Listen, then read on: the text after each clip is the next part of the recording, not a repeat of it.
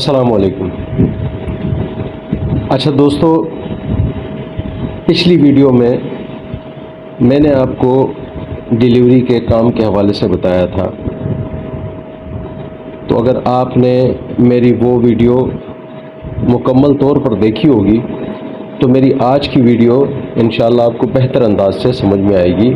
کیونکہ آج میں آپ کو ڈیلیوری کے حوالے سے ہی بتاؤں گا کہ یہ کام کس طرح ہوتا ہے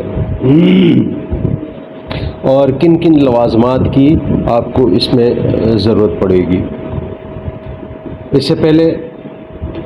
اگر آپ نے میرے چینل کو سبسکرائب نہیں کیا تو کائنڈلی سبسکرائب کر لیں اور بیل آئیکن کو لازمی پریس کریں تاکہ میری نیکسٹ ویڈیو جیسے ہی ڈالی جائے تو نوٹیفیکیشن آپ تک پہنچ جائے۔ اچھا، اس سے پہلے میں آپ کو ناظرین یہ بھی بتا دوں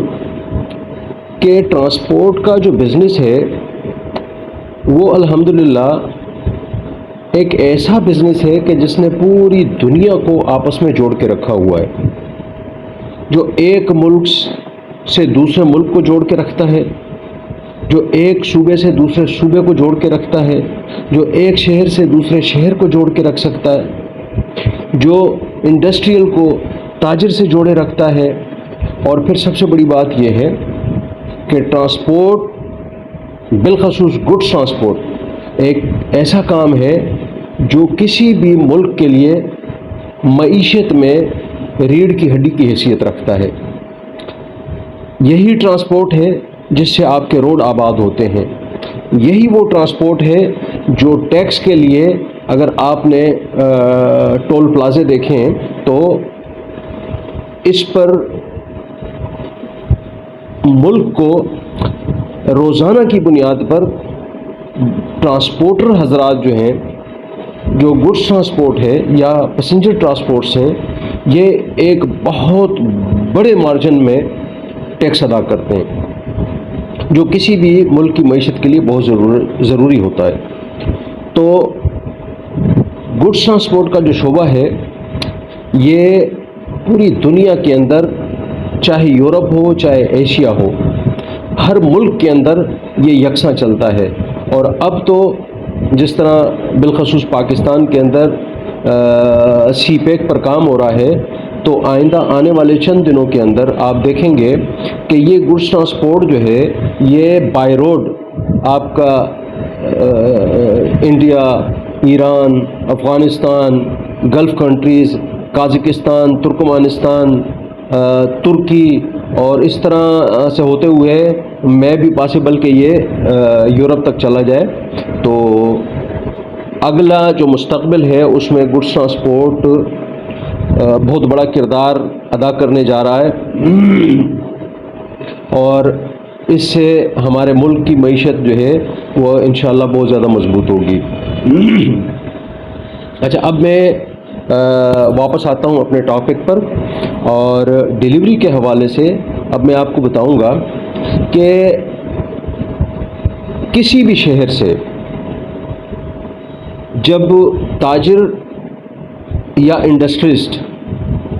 اپنا اسٹاک کسی دوسرے شہر میں بھیجتا ہے تو وہاں پر اس شہر میں اس ٹرانسپورٹر کے پاس جب وہ گاڑی پہنچتی ہے تو اس کا ایک چھوٹا سا پروسیس ہوتا ہے،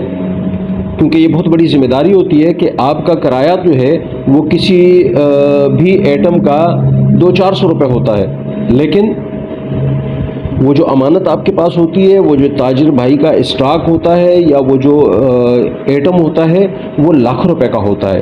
تو سب سے پہلے تو ہم نے اس کو کنفرم کرنا ہوتا ہے کہ آیا وہ ہم تک پہنچ گیا ہے بحفاظت یا اس میں کہیں کوئی کمی کوتاہی ہے، کیونکہ اگر اس میں کوئی کمی کوتاہی آتی ہے اور ہم اس کو نہیں دیکھتے تو وہ بہت بڑی ذمہ داری ہماری بنتی ہے اور جس کا پھر ہمیں کلیم دینا پڑتا ہے۔ تو اس کے لیے پروسیس یہ ہوتا ہے کہ جیسے ہی گاڑی اس ٹرانسپورٹر کے پاس آتی ہے تو اس کے ساتھ ایک ووچر ہوتا ہے اور ایک بلٹی ہوتی ہے۔ بلٹی ووچر پر درج ہوتی ہے اور ووچر پورا ٹوٹل اسٹاک لے کر وہ دکھاتا ہے کہ اس گاڑی میں ٹوٹل کتنا اسٹاک ہے. سو یہاں کا جو ٹرانسپورٹ کا عملہ ہوتا ہے سب سے پہلے اس کو ان بلٹیوں کو وہ انٹری کرتا ہے. انٹری کرنے کے بعد پھر گاڑی کو گودام میں لگاتے ہیں اور جو عملہ ہوتا ہے آف لوڈنگ کا وہ اس اسٹاک کو نیچے گودام میں اتارتا ہے. اور جو انٹری کرنے والے جو بندے ہوتے ہیں جنہوں نے اس گاڑی کا اسٹاک بلٹی کے تھرو انٹری کیا ہوتا ہے تو وہ اس ووچر اور بلٹی کے تھرو پھر اس اسٹاک کو پورا کرتے ہیں، نگ وائز پورا کرتے ہیں، تعداد وائز اس کو پورا کرتے ہیں. جب تسلی ہو جاتی ہے کہ جو ہمارے پاس ووچر آیا ہے اور اس میں جو مال آیا ہے وہ ہم نے چیک کر لیا، تسلی کر لی، پورا ہے، ٹوٹا ہوا نہیں ہے، کہیں سے کوئی چیز جو ہے اس میں ڈیمیج نہیں ہے، تو یہ تمام تسلی کرنے کے بعد پھر ان کو پہنچ بنا کے دیتے ہیں. اور وہ پہنچ یہ ہوتی ہے کہ ہم اس کا اقرار کر رہے ہیں کہ گاڑی والا جو ہمارے پاس اسٹاک لے کر آیا تھا اس ووچر کے تھرو وہ ہم نے بالکل ٹھیک حالت میں اور پوری تعداد میں وصول کر لیا. یہ پہنچ بنا کے ہم اس کو دے دیتے ہیں اور پھر اس گاڑی کے جو کرایہ جات ہوتے ہیں وہ ہم اس کو پیڈ کر لیتے ہیں. اس کے بعد جو ہے پھر وہ اسٹاک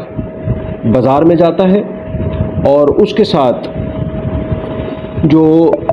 ہماری کمیشن ہوتی ہے جو ہم نے گاڑی والے سے لینی ہوتی ہے. فار ایگزامپل اس وقت یہاں جو نظام چل رہا ہے ڈیلیوری کا اس میں کہیں 7% تو کہیں 8% جو ہے وہ ٹرانسپورٹر کا ہوتا ہے. تو مثال کے طور پر اگر ایک گاڑی والا 1 لاکھ روپے کا اسٹاک لے کر آتا ہے، 1 لاکھ اس کا کرایہ ہوتا ہے، تو اس پہ جو ڈیلیوری کا جو ٹرانسپورٹر ہوتا ہے وہ اس کے اوپر 7% یا 8% کاٹتا ہے. وہ کاٹ کے باقی کرایہ وہ ڈرائیور کو ادا کر دیتا ہے. اس کے بعد جب وہ اسٹاک آپ کا جاتا ہے بازار تو وہاں جب آپ کا ریکوری مین جاتا ہے تو وہ اس میں جو بلٹی کا کرایہ ہوتا ہے اس میں پلس یہاں کے جو چارجز ہوتے ہیں جو ڈیلیوری گودام کے چارجز ہوتے ہیں جس میں لیبر چارجز ہوتا ہے، جس میں بلٹی کے چارجز ہوتے ہیں اور گودام چارجز ہوتے ہیں، تو وہ اس کے اندر انکلوڈ کر کے اور پھر وہاں جو ہے وہ تاجر سے وہ وصول کرتا ہے جو اس کے آمدن کے ذرائع بنتے ہیں. تو